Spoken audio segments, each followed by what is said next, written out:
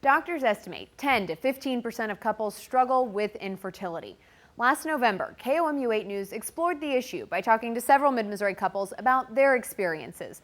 Over the last year, I've continued to follow some of those couples. Now, in this 30-minute special, we want to show you more of their stories. And I'd like to thank them for being willing to open up their lives to us to share something so personal, with the hope it will help others who are going through the same thing. Enjoy. A lot of crying here. Tears of sorrow, tears of joy. I mean, it's an enormous roller coaster. You can imagine every month you try and either you get pregnant or you don't. If you get pregnant, hoop and holler. You don't, it can be devastating. And once you get pregnant, that's just the beginning.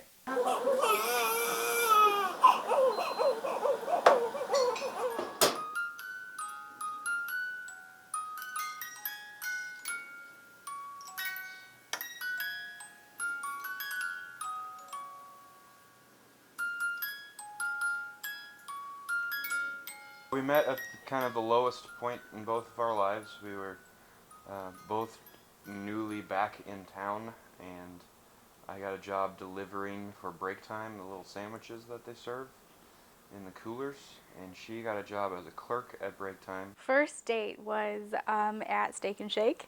We had milkshakes, and it was awesome. We just talked. It was very casual, and immediately felt a connection. Our wedding was pretty much the best wedding ever. Both of our families got along really well. It was a great day. We were, we got worried about October Saturday in Missouri, and it was perfect. Perfect. And I walked down the aisle barefoot.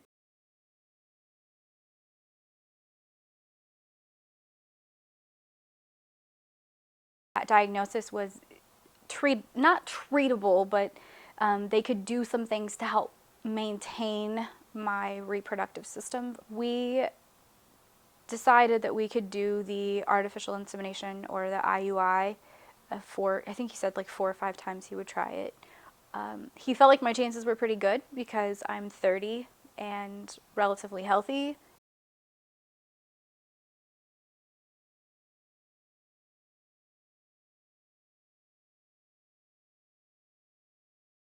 Some people come in here, they're one-hit wonders, they get pregnant very quickly, they're out of here. Some people come here year after year after year. All right, here we go. A little bit of pressure. Feeling a little bit anxious right now. There's a lot riding on this, so I'm excited, but I have to wait for 2 weeks before I know anything. Physically feeling a little bit crampy. It's not a very comfortable feeling, but that'll pass.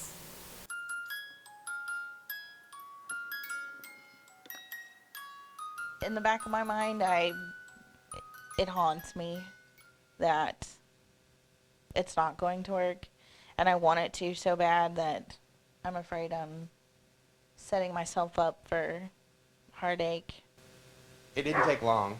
I mean, I knew she was probably the one to settle down with, probably a few months after we met. It didn't take long. My grandma actually pointed it out and said that he's the one. We went on our honeymoon, and we decided no more protection, I guess. Come home, went all through Christmas, and then January, we thought, well, it's kind of strange that, nothing's happening. I went to my normal women doctor, and she said that I should probably see a specialist because my blood work was kind of different.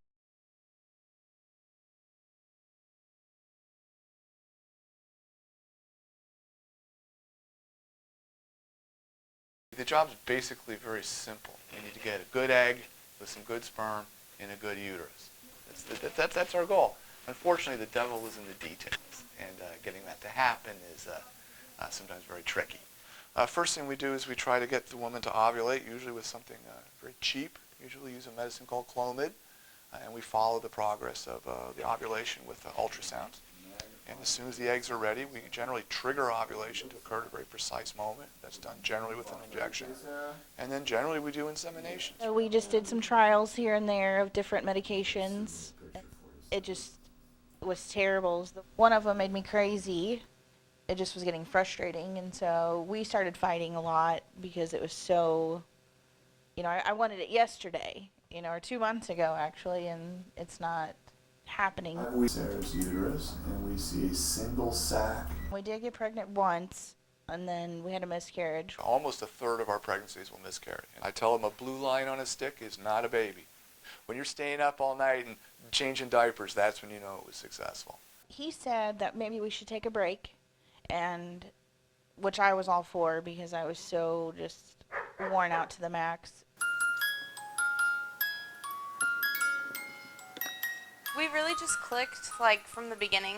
Yeah. We kind of took care of each other. We were randomly looking at rings and was like, oh, I really like this one. She was like, okay, I'll get it for you. And I was like, all right, let's look for you now. And so that's just kind of how that happened. I've always wanted to be a mom. I've always thought that that was what I was supposed to do. I've always pictured big family dinners with the holidays and having everybody over, not having enough room for everybody, getting annoyed because everybody's under my feet in the kitchen, but loving every minute of it. We use sperm donor all the time. We have same-sex couples come in here. I say God loves everybody, you know. You come in here and good intentions, you want to start a family, I have no problems helping. We bought our donor sperm, which we just picked from a sperm bank in New York is where we got it, and we got enough files to try at least 3 times. Pretty much we went through here and checked all the things that we wanted in a donor. And you just search for donor. I wanted a red-haired, blue-eyed baby, just like I was when I was a baby. I don't have so much the red hair anymore. I still have the blue eyes, but my genes are recessive, and I just wanted a baby that looked like me. So we picked a red-haired, blue-eyed sperm donor. A lot of sperm banks don't accept redheads. Yes. Because nobody wants a red-haired baby, I guess. I don't know. That's just what we've been told. Carrot Top's fault. Yeah. You don't have to put that on it. And this is our donor with a little mullet. And he's so cute. Yes. It gives you all of his information, like his, what he does and education. He has a bachelor's in business, so hopefully he's really smart. I can't wait to be involved with their schoolwork. I can't wait to be involved with any kind of sports they want to do. She's excited for the sports. She wants a little boy. She wants a wrestler. Yeah. So, but I want a little girl. I want a ballerina. We will love them no matter what. And, like, they are wanted, and it won't be an accident. Okay. So come on down. Progesterone. We'll start on Wednesday. Release that egg. Party in your tubes sometime today. Feel a little pressure. Nothing should hurt. All right, my friend. You did great. You did great. Now you're going to lie there for 15 minutes. Oh, just a bunch of anxiety. Yeah, pretty much. Hoping that it worked. Try not to think about it too much, because then it gets worse.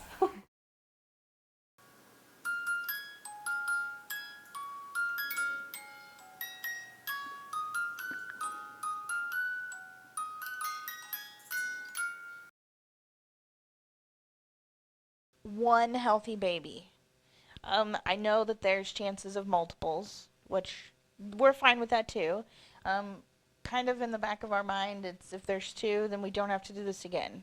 You know, we don't have to relive the stress and relive all of this craziness. The end of the line is usually in vitro fertilization, where we don't rely on the tubes. We don't rely on high numbers of sperm. In fact, we can inject an individual sperm into an individual egg.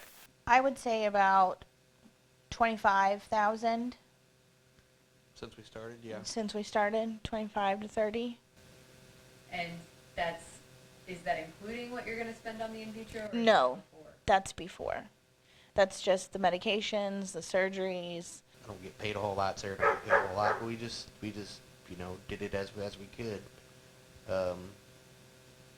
Yeah, I mean, we're in debt, but yeah, I mean, we did it. So, I mean, so far so good. And we should be able to do the IVF, so.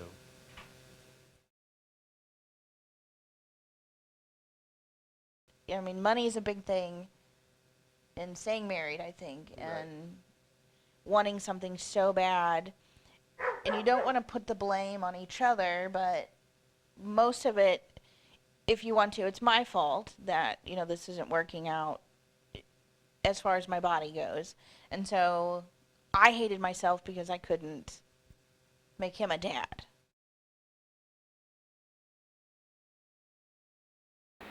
I'm excited. I think it's going to work. Have a great day, Sarah. Take a nice nap. There's so many eggs to obtain. Maybe get spectacular successes. Let's see how we're doing. Eggs. Oh yeah, it's fantastic. An ovary with multiple follicles. Each one of those black circles should yield an egg. And you can see them all in there. Multiple eggs, multiple follicles. I don't want to jinx myself, but I would love to see 30 or 40 eggs from this girl today. Nervous. I didn't really know what was going on. I mean, I knew what was going on, but I was really nervous, and I know Sarah was. All right, Joe, one more. Means they pour thousands of sperm on top of each egg. We will find out tomorrow how many fertilized, how many of the eggs were good, and only the mature eggs will be injected with the sperm through what's called the ICSI procedure. We get a lot of embryos, we can freeze the extras to use later. Can I have some more flush? Flush this.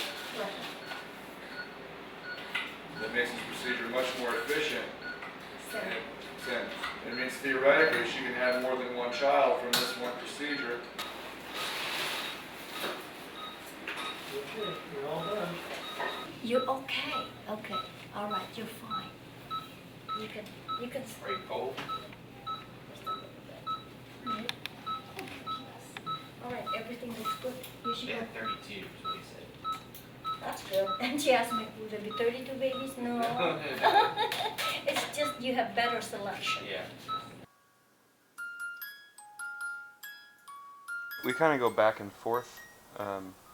One of us will just be ready to give up and move on and start the grieving process, and then the other one will have to become the cheerleader and say, we have 3 more tries. We'll give it. We don't know anything until we do those things, and then it'll switch, and the other one will be just done with the whole thing and ready to give up and ready to put it away, and the other person will then become the positive place. I had a coworker that was using the support group, so she kind of encouraged me to give that a shot, and I'm so glad I did. Such a great thing to have other women that can really empathize with your situation. We normally start out with just a meet and greet, and we have everyone share as much or as little of their personal story, whatever they feel comfortable. Some people choose to share very little on their first visit. I would want them to know that, first of all, they're walking into a very safe environment, that they're not alone, that there's probably very little they could say that we haven't heard before. Once you kind of start to feel a little bit better, and then it's the next month, and you find out you're still not pregnant, and it just keeps going. Definitely just sadness, fear about what their future could look like if they don't become a parent, a mom, marital strains,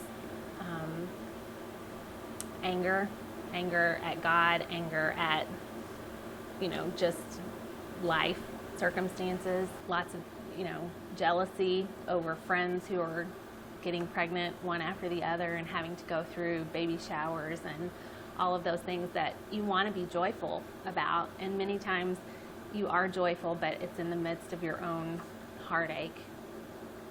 Surprisingly, talking about it really does help. I know it's really difficult to talk about it, but when you get the love from people, it really does help. Really just not feeling like I was so alone. I have watched Brad be an uncle, and he's an awesome uncle. He's firm when he needs to be, and he's kind when he needs to be. He can teach him how to throw a ball and tie a tie. Brynn's heart is going to make her a great mother. She is at her personal happiest when she is caring for other people.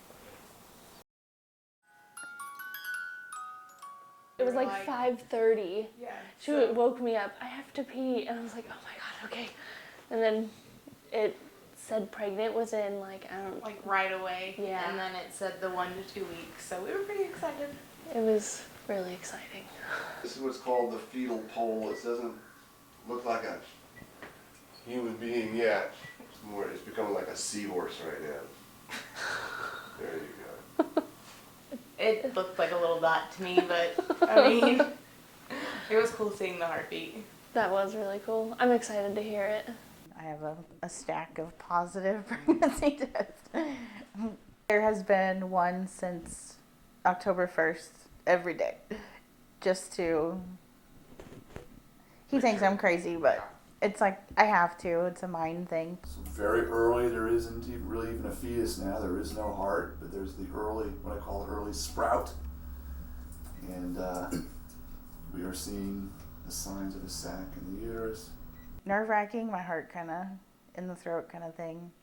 I don't know whether to cry or to get excited or to still be nervous because now I gotta wait 2 more weeks, so that's a lot of pregnancy tests between now and then. Heartbeat. I think once I see that, then I think I'll be okay and enjoy it. Yeah, I don't know. For me, it's. I mean, I know she's pregnant, but it hasn't hit home yet. So it's not. It might be the heartbeat. I'm not completely sure, but I'm sure it'll happen sometime. Well, I hope so. Yeah, You got well, 9 yeah. months, friend. Yeah, I know. Might be the day he or she pops out of there. I don't know. Always a little apprehensive. I want to give good news, but we're on a knife edge. And it's always a scary moment. Houston, we have a heartbeat. Beautiful heartbeat. Now we can give you about a 96% chance of having a baby. Really excited. I'm shaking. That's a good day. Yeah. I've been waiting a long time for that. Very awesome. All right. Everybody ready? Are we ready? Oh my god. Where's my mom? Right in front of me. Get in here so you All can right. see. Okay. Countdown. Everybody count down for us. From when? 5. 3, 2, 1.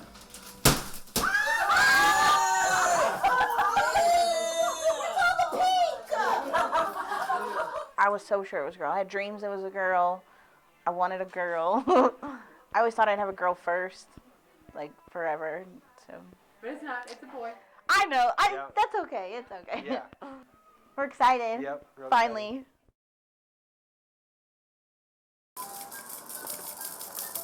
What are you doing? Hi. What are you looking at? Who's that? You don't know, but that's okay. Well, we went into the hospital at 6 o'clock in the morning, and we got induced. I dilated to a 6, and they decided that I wasn't going to be able to deliver naturally, so we went in for a C-section. She was born at 6:49 on April 14th.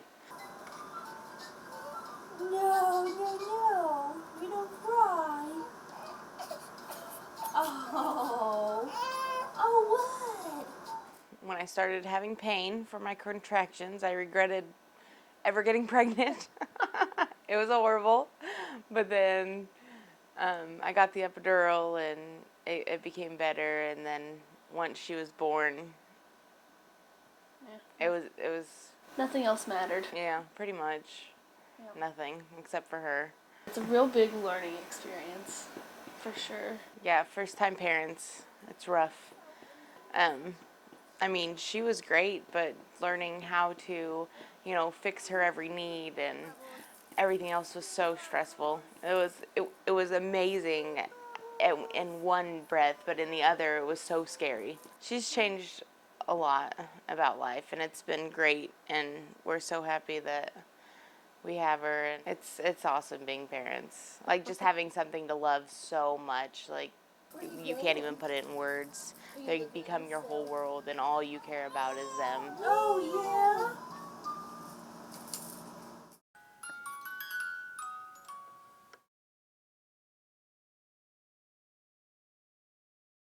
I have my ups and downs. Some days I'm not very fun to be around, and I might kind of have harder days, but mostly I think that he does a good job of knowing when he needs to encourage me to reconnect with family or friends and when I kind of just need some space. I feel like we've done a pretty good job under the circumstances of relying on each other, but definitely some days are better than other days.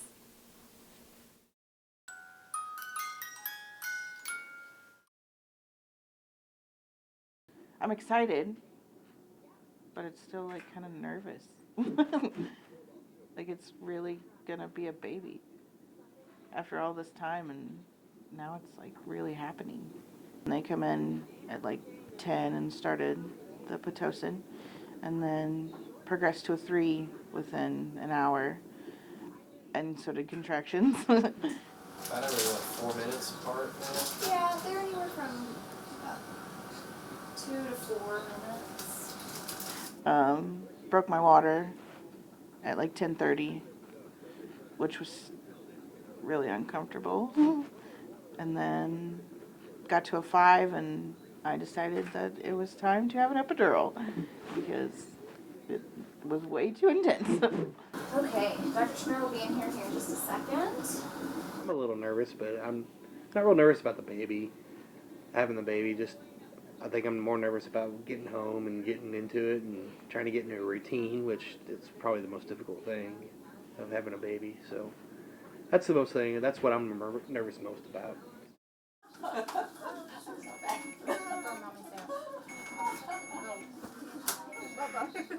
I thought maybe you would have enough room in the back area. I don't think there's enough back there because the head's still up high and your cervix is dilated, but it's almost like there's a space and the head's up a little higher. And you need that head to be right up against the cervix. Dr. Sue said that we weren't progressing.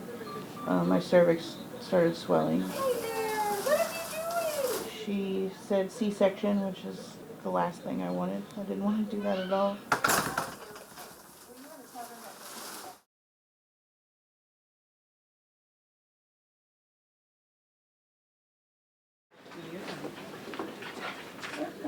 Oh, wait. You don't know what's going on. After he was out, I had to shake so bad. It was terrible. My jaw was all locked up. I couldn't get warm. But then we saw his little face, and I didn't care anymore.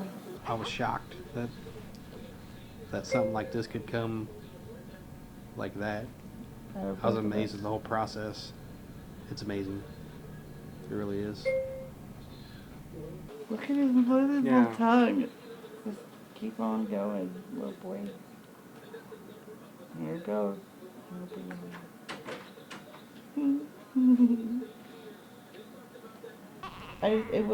It still doesn't feel real.